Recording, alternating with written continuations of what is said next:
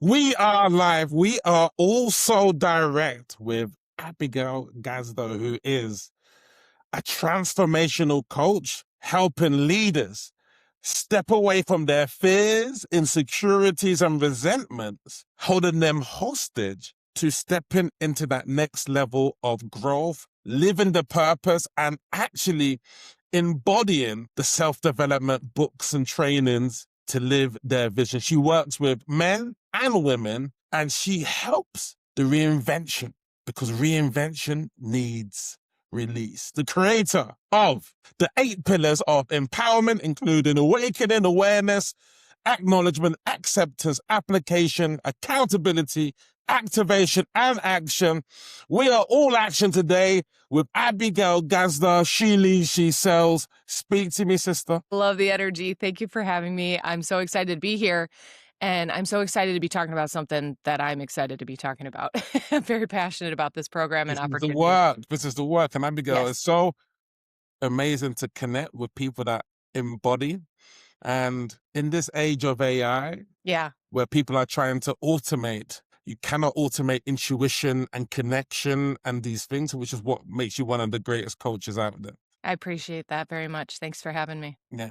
Let me know, who is perfect for you in terms of who's perfect for you Mm. to serve? The enough is enough crowd. The men and women who have spent their entire lives living up to other people's expectations, people pleasing, trying to fit in somewhere, something, belong, when really the most belonging they'll ever find is by becoming the most themselves. And they're finally ready to do that. I interview a lot of people who want that and aren't ready to, because it causes a lot of disruption too. And so those folks who say, enough, it's time, show me the way. Amazing. Now, what types of results do you Yeah. create for these people? Yeah, I want to speak into tangible and intangible results because a lot of people, the coaching industry offers a lot of intangible results like feeling good, confidence, intuition, alignment, and they're all sexy words. It's very popular, and a lot of people who are still feeling into the work don't know what you're talking about and don't know how to measure that. And so, yes, everybody wants increased happiness, but we have to get down to how do we measure increased happiness? Sometimes that's more money. Sometimes that's a health journey, a financial journey, a career journey, a relationship journey. And so getting down to what someone asking them to declare what they really want and then just walking with them as they create it. It always brings up the work that there is to do. Amazing. Yeah. And how do you get visible? I see you in collectives. You're very good on camera, good at speaking, podcasts, all of these things. Yeah. How are you getting visible to your target market? I've been in business for myself for 10 years. And so it started on social media. It stays on social media a lot of the time. It continues to grow. But I want to say social media is rented real estate. I have my own websites. I have my own funnel systems. I have my own courses that I own that are on platforms that I have control and autonomy on, right? And I think that's so important because there's how you're being seen and then how you're nurturing who's seeing you after that and how you're working with people. And one of the main things of how I work with people is referrals and retention. People come back when it's time to go through another growth season and people sending me their friends and family and colleagues to continue to do the work. Amazing. And how are you converting people? What's the conversion like? Is it workshops, one-on-one, Yeah. calls and stuff? Yeah. Thanks for asking. I love nerding out on these kinds of topics. Just a general sales funnel, right? What do you want someone to work? How do you want someone to work with you? Like, what's the end goal of the bigger commitments, one-on-one coaching, right? But then how do they start? Where do they start? Freebies, lower minimum viable options, a small yes, a book, downloadable, things like that. And then a more medium option, like a book club. I run book clubs about 4 or 5 a year, which are really great because people are getting to put their toes into, because it's not a book club, right? I see you have Let Them behind you and you have probably a whole row of self-development books. I do book clubs on self-development books so that we can have self-development conversations. From there, people are getting the experience of, oh, I don't want this to end with the group. Wow. Yeah. I think in this age of samey same, like, you know, some people say, hey, you know, create your presentation using Yeah. Gamma and, Yeah. you know, Claude, like whatever it might be. But what happens if 20 people create that same Yeah. prompt in Yes. that one day? You get 20 of the same presentations. And so in this land of samey samey, it's taking that alternative path, Mhm. and it's the thinking Mhm. and the creativity that ChatGPT or Claude can't necessarily give you. It might not say create a book club, that might be bottom on the list, but the fact that you're able to do it is quite powerful and cogent. Mhm. I never set out to be an author, and now I'm a four-time author and a 28-time publisher, and I wanna say something that I think is really cool about the book clubs is, people get really excited that they can do a book club with the author of the book, and so I feature my own books, but I also feature other self-help books that 'cause, you know, people go through we have a lot of people who come back for those, that's how they maintain their transformation, so it's really fun to do, and you're speaking to AI, and I as a publisher, I have to turn down at least one AI book a month. Like, I'm not publishing a book you didn't write because you also can't edit it when we go through it and give you feedback or Mhm. rewrite it. And so, yeah, AI, I mean, it's so crazy because we all start to sound alike that my entire heart's unleashed is your heart unleashed, not chat's heart unleashed or AI's soul unleashed on the world. That's a good point. Not AI's heart unleashed, it's your heart unleashed. That's a powerful point. Sales. Yes. How do you deal with sales, all of the things? In terms of myself, my leanings into sales is it's an energy transference. Yes, yes. Yeah. I I a couple times from direct coaches, like, coaches have coaches, so I've worked with folks to grow, and then, also just in the online space, there's plenty of people who tell me I give away too much. That's fine because that works for me. Some coach is gonna tell you webinars is the way back when. Some coach is gonna tell you being on Pinterest is the way. You know, there's everyone has their opinion about what works, and those who are just getting started and don't can't get it's too loud, it's too much influence, it's too much information. Uh, I want people to know, do what works for you, what you feel the most inclined to do. And so for me, that's giving so much podcast, social media. I'm there every day. There's a lot of body of work you can consume of mine and never pay me a dollar. And I'm really okay with that because to me, part of my philosophy is that transformation is available in all budget, all tax brackets, that you can get what you can get.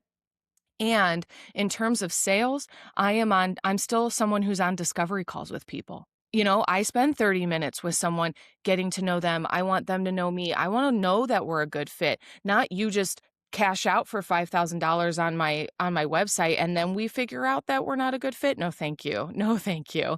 I'm really interested in quality over quantity. And does that prevent me from scaling to a certain point? Yes, of course. Would I have to change and adjust a bit if I wanted to go to a different approach or level? Yes. And I have shaped and designed the programs that I have and the sales that I have the way that it is. I'm really grateful and happy about that. Well, amazing. I think what screams when I have this conversation with you is someone who is going deep Mm, work, mhm. someone who has gone pro. Yeah. I mean, there's lots of people who they lean into what's shallow, right? It's, Yeah. Yep. you know, let me create a program, step into your power. And it's, Generic. yeah. And Yeah. it's people that are saying, hey, let me step into my feminine. It's like ease, it flows with ease and ease and ease. But we know the reality of business. Yes. You do need structure. You do need to connect with people. You do need to craft offers. And so by completely denying the masculine, Mhm. your sales suffer. By Mhm. completely denying the feminine, it's 5,000 DMs a day Yeah. and not enough. And so I think we have to embrace both energies because Yes. both energies are needed. Yes. And that the woman is the creative inspiration, intuition, right? But we need the structure to be able to flow like that. So many women are like, I'm flowing and I'm also lost. I have no direction. I feel, because if we talk about chakras, right? If we're only in our upper chakras and we're all self-actualized, but we can't get our feet on the ground, we can't gain any traction. And then people think, oh, I'm failing. It's not for me. I'm being denied. No one likes me. I'm not getting any sales and I'm a failure.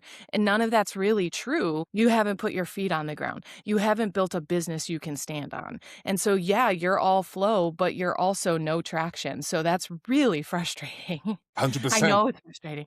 Yeah. What do you find the biggest block stopping women in terms of sales? Like, she Ooh, leads these sales, right? This is the program. This is the yeah, podcast. What's the yeah. biggest block? Yeah, that you see for I stopping? mean, definitely what we just talked about, being too in the feminine and completely denying the masculine, but also this whole I don't want to be salesy. Like what? So a quick shift on that because you are a salesperson and the sooner you can integrate that truth, the less salesy or some shtick it feels like a con, a fraud, a lot of people imposter syndrome. For me, it was like, oh, you're stealing money. People need that money to eat or to get their gas to their, whatever. And it's like, none of that is true. You are delivering a service, right? And we also, for women, sales rates, being able to set appropriate rates for your work, right? That's a huge, you're overworking because you're too afraid to ask for as much money as you need, or you're asking for far too much money because you're pricing it intuitively, but you haven't looked at the deliverables or anything like that, right? And so there, finding your rates, finding a really great sweet spot. And then of course, when you sell 5 to 10 programs at that rate and you deliver them, then you can raise your rate a little bit because you have that much more experience. But yeah, the fear of being salesy, the fear of offering, the fear of the decline or the objections, like staying in a conversation where someone tells you that's too much and you go, yeah, I got it. And would you like to do it? Right? Like that's not a no. So being able to just be with people's resistance isn't anything but it's the coaching work. So you're already at work. Abigail, what a pleasure to connect with Thank you. an amazing soul, a generous soul, I appreciate that. a gifted soul, a soul changing lives, and a soul doing the work, doing the Thank healing work. Yeah, Hearts Unleashed. I go first. Yeah, you Me know, too. Yeah, thank you. I know part of what I thought was, hey, what's a black guy gonna do in the women helping women space? Like, how am I gonna cut through, and how am I gonna lean into that? And then I realized, let me lean into what my gift is. I spent 10 years teaching high school. Yeah, And so that led me to create the whiteboard love it. methodology. Why? Because the women I meet don't want to pitch. The women I meet are brilliant at adding value. And so if we make sales process adding value, women do that better than anyone in that regard. So that's the reframe for me. I mean, what's something that's recently kind of got you in terms of limiting belief? And how did you overcome that? Yeah. One, I wanna acknowledge you because what's a black guy doing in the women's space? I love it, and it's so funny because I thought to myself when you reached out, I'm like, "Wow, he's all up in here. I love this." I genuinely love it, and I think it's so refreshing, and women need either because I kind of identify as a alpha female, like I was much more in my masculine growing up, and so I have that well-rounded nature. So it's beautiful to see women need men who are also teachers, who are also nurturing, who can truly lay it out, make it understandable, do all that. And so beautiful, beautiful work. I taught high school for 3 years and what an adventure. and I find being in this space, we get to teach on our terms without red tape. And I There love you that. go. Correct. Yes. Love it. Yeah, Yeah. man. So for me, obstacles, yeah, I mean, raising your rates, I tell clients, even 10% growth can feel 100% uncomfortable, right? Every time I raise my rates, I haven't been there before. I haven't been there before. And then I have a whole history of clientele who were used to a lower rate. And so now I got to have that conversation when they come back. Or, hey, remember when you refer somebody, they aren't going to be paying the same rate you are. So that's usually uncomfortable to have, but also incredibly rewarding to have. So the thing that pulls me through the tough times is my future self thanks me. My Okay. future self thanks me, right? Like I have to stabilize myself through the discomfort to the objective. That's well laid out, well put there. Appreciate that. I'll really be leaning into the principles of this book, Think and Grow Rich. Oh my God, it's one of my favorites. I've read it like 10 times. Let's go chapter for chapter then, sister. Give me your favorite chapter. I'll give you mine. Yes. Let's go around 2 rounds of favorite chapters. You Yes. go. Yeah. So I'm terrible at chapters, as bad as naming songs, but Yeah. 3 Feet from Gold, the Oh. concept of not quitting 3 feet from gold. I think Ooh. most people quit way too soon and they aren't playing for longevity. In fact, you were asking a question earlier and I wanted to say a lot of people confuse this industry as a get rich quick scheme. They relate to it kind of like MLM direct sales. It's not. It is a service-based business. And what are you serving? And are you qualified and certified to do that? Certification, I think, is like it's you can be looser on that if you're qualified. But what are you doing? Don't just be selling air. And so sell something tangible, sell something where people are experiencing traction. So 3 feet from gold, most people don't make money in the first 6 months, like social media tells them, oh, I was a millionaire after 6 months. No, play the long game, play the long game. So 3 feet from gold is one of my favorites. How about you? Yeah. I think I might lean it into the chapter on persistence, actually. Yeah. Yeah. Persistence, yeah, that chapter. The chapter I love, the most is the one on burning desire. It lays out, Yes. Go ahead. it lays out that if you haven't got a burning desire, then things won't necessarily work out for you. And it's like the external evidence of burning desire can be seen. And so if I'm seeing somebody who they're not posting, they're just consuming, they're afraid to make an offer, they haven't coached anyone for 3 months, or yet they're a coach, they haven't got a burning desire. It's an interest. And I think burning desire differentiates commitment and interest. Yes. Yeah? Yes. And, Oh, and that's a completely. lovely chapter. Yeah.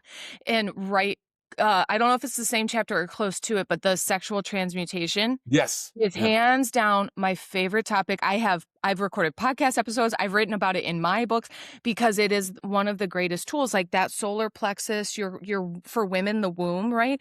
That's where you make a baby there. You also make books, you make paintings, you make songs, you make conversations. Like it's where women will build the world from, right? Is being able to harness their sexual and creative energy. And the thing, I don't remember how it's explained in the book in terms of, or if it's me having mutated the thought, but so many people are so reckless with their sexual energy that they are depleting their creative energy, right? And it's the same. So obviously that's about creative and sexual, but I want us to think about our attention and our focus, because if we use the focus energy, the attention energy, we're just willy-nilly about where we put our attention. And so we dilute ourselves because we're thinking about 97 things instead of harnessing our attention and focus and really dialing things in. And so many people will be so much more unstoppable. And how do you want to be remembered? That around me, people were allowed, invited, and encouraged to live their heart unleashed. And what's your book writing process? Like, you're prolific author. How long does it take you to write a book and stuff? Like, what do you do? Average about 4 to 6 months to write a good book. Good. It's varied. I've been a ghostwriter too. The shortest I've ever written a book was 10 days. Highly do not recommend that. Okay. And the longest was the last one I just finished right now. It probably took a year to write, but I wrote it over like 2 or 3 years. There were times where I wasn't focused on it. So that was a really long one, but I mean, proficiently 4 to 6 months, and then another 6 months to publish, like the production process. Okay. So do you have an independent like Yep. editor and all of those sorts of things? Yeah, I have a in-house contracted team that does edit, layout, and then I do a lot of the upload and coaching, like the mentoring for book launching. All right, okay. Is that also a program that you offer or not in terms of? No, no, you won't find it for sale on the website. I'm not genre specific, I'm author specific. I wanna meet the author, I wanna talk to you, I wanna know what your goals are because I might not be the best fit and you might not be the best fit for me. So, it's really about what the author's goals are and vision and, work ethic. I'm not a marketing company, I'm a publisher, like a production coach, right? And so, not coach, but, I work on production. So if you're not willing to market your own book, I'm not the right publisher for you. Amazing. Let them know how they can get in contact with you and who you are serving. Yes. Again, serving the enough is enough crowd, men and women, those who are really committed to living their heart unleashed and in whatever capacity that truly means for that person. And where you can reach me. So the most direct is my name, Abigail at heartsunleashed.com. And then my favorite place to hang out is actually on Instagram. And so Instagale, but you can look up Abigail Rose Gazda. If you Google Abigail Rose Gazda, I own the first 5 pages of Google. So you could find me. Amazing. Thank you very much for hopping on today. I love the energy, the balance, the equanimous energy, Yeah. and what you're doing in this world, sister. It's Ah, refreshing. I so appreciate you. And I acknowledge you for what you're up to. Thank you for being in our space and really lighting it up. You bring the energy as well, and I appreciate that. Definitely, we keep on growing, keep on connecting. So, thank you ever so much. Thank you. She leads, she sells. Abigail Gazda from London to the US with love. And we are out.